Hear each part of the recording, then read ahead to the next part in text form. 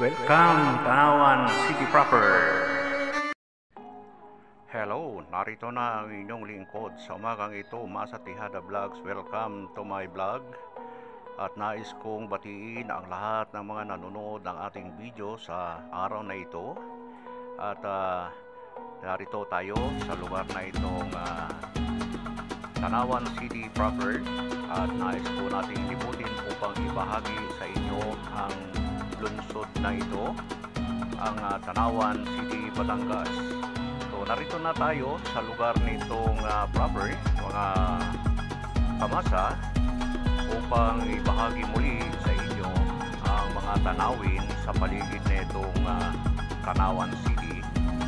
Ayan mga kamasa, dito tayo along the highway at patungong Lipa City, no mga kamasa.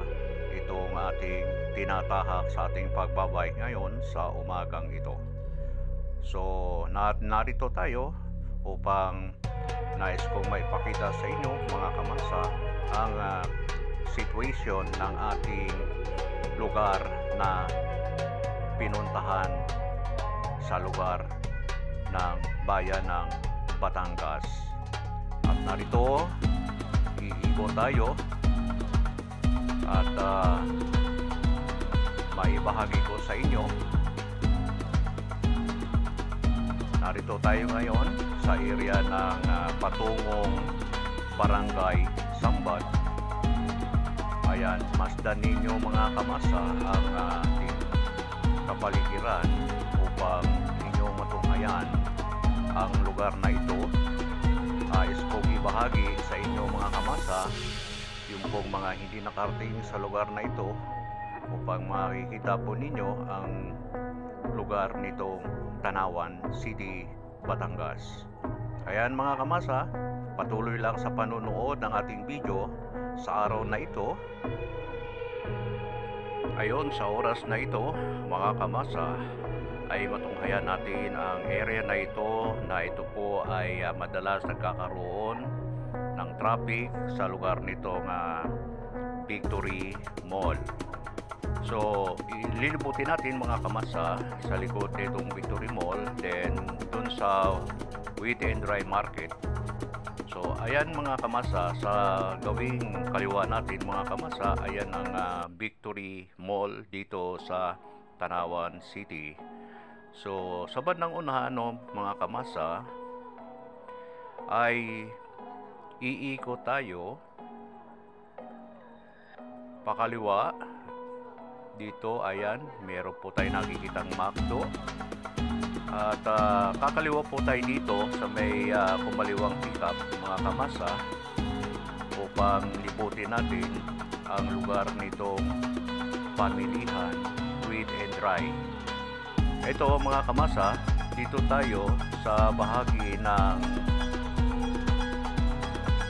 Victory Mall, then paikot po tayo dun sa bahagi ng kaliwa natin upang makikita po ninyo mga kamasa ang sitwasyon ng ating pamilihang bayan mga kamasa.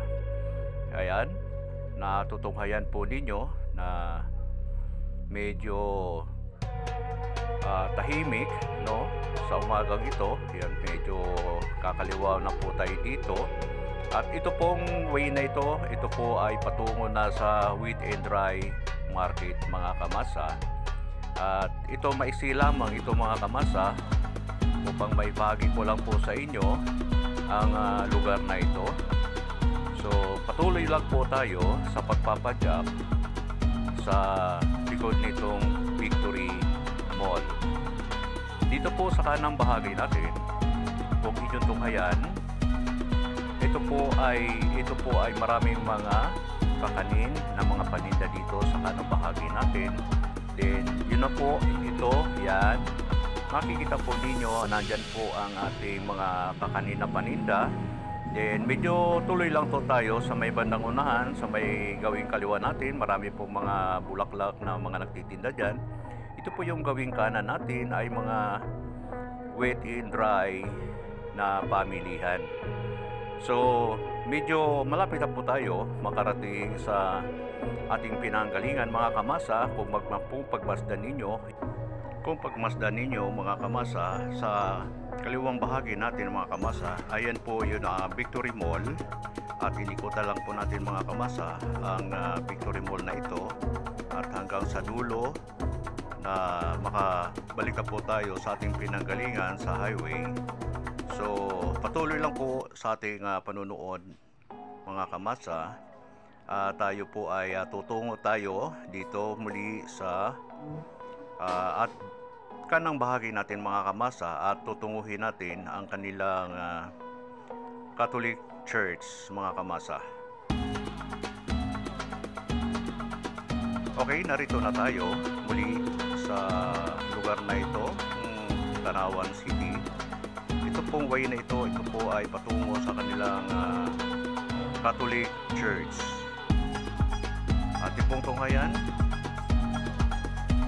patuloy lang po kayong manood ng ating video. So marami pong mga ini-install po dito yung ating nadadaanan mga kamasa. So yan ang open, pwede po sa lahat na magre-rent kung sino po yung magnanais na magtinda sa lugar na yan.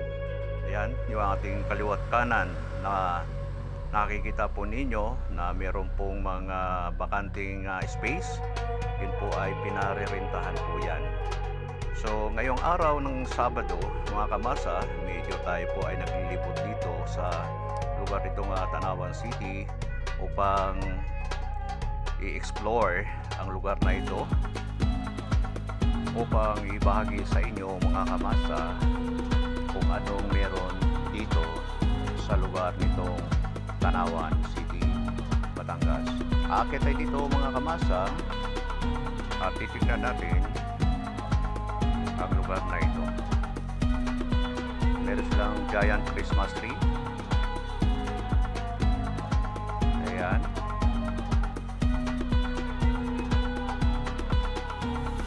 Ayan mga kamasa, iikutin natin. Ito po yung kanilang area ng barangay hall. At ang Tanawan City mga kamasa ay meron pong barangay na 36 barangay. Then ang kanilang population mga kamasa ay 193,000 population. So ito yung kanilang barangay hall mga kamasa.